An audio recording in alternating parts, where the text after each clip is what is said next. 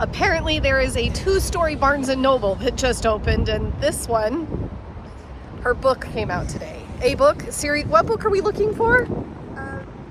Glorious Rivals by Jennifer Lynn Barnes. Okay, so it came out. We're gonna go find it in hardcover, white hardcover. Yeah, because it's got to match the other one.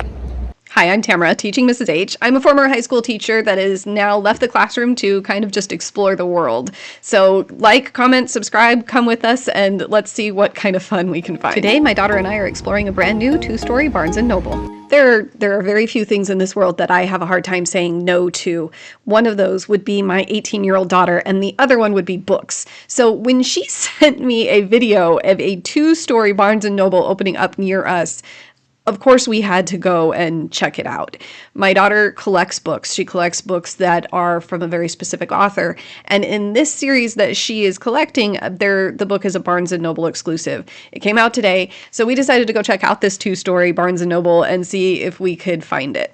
I don't know what we were expecting. Of course, walking in, it smelled brand new. And you'll even hear us say, oh my gosh, it smells new.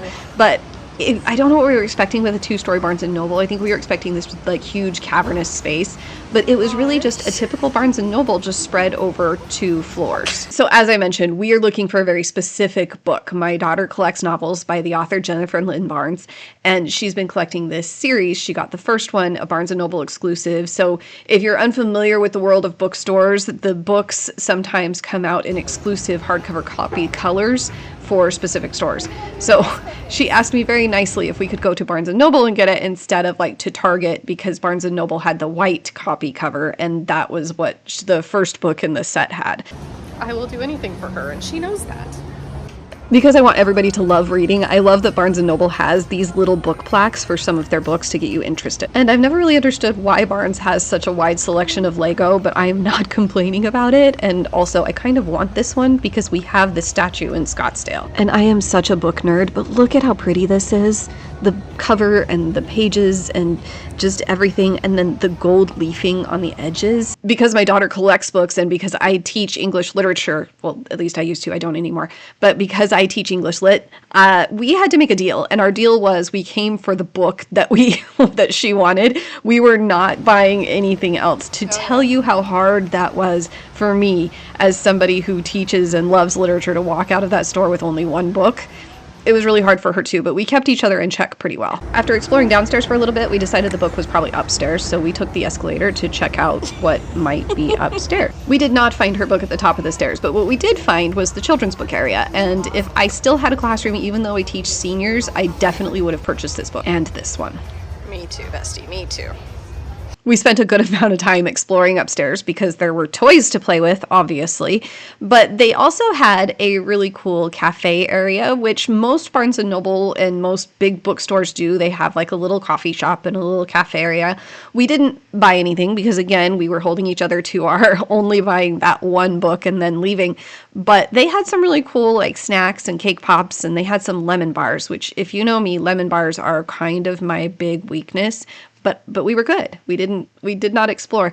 I did like that they had a little dining area, and I liked that it was upstairs away from all of the other hustle and bustle of the store, where in most of the stores that I've been into, it's kind of like right either in the middle of the store or right at the front. This kind of seemed like a quiet place to just kind of sit and drink a beverage and eat a snack, maybe read a book, spend some time. I love that about bookstores, that they provide places like that. As much fun as we were having, we forgot kind of for a little bit that we were there for a specific book. And she had said so confidently and with her full chest that it was probably upstairs in the books.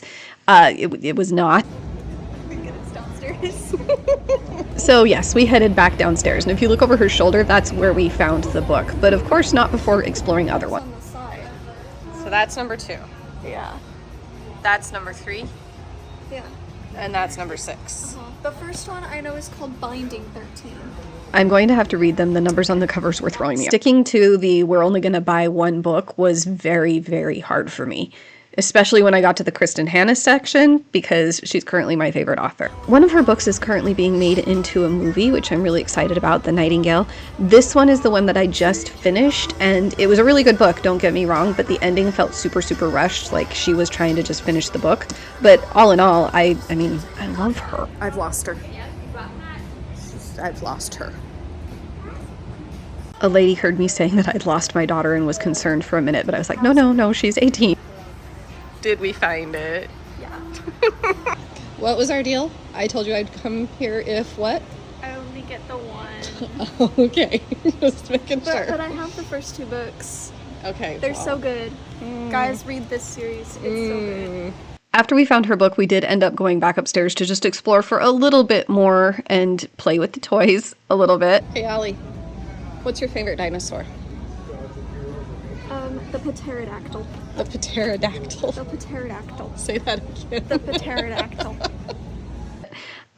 But then we both decided it was probably time for us to go home before either one of us broke our promise to each other. Okay, give me a rating. Scale of 1 to 10, this Barnes & Noble.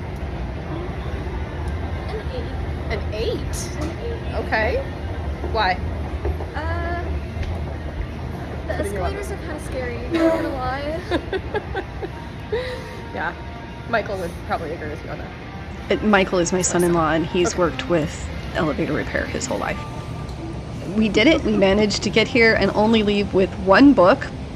Okay, so there it is. It was good. It was fun. Everything was great. She's got her book. We're happy. I wouldn't say that it's bigger than a regular Barnes & Noble. I would just say that it's like the same, just spread over 2 floors.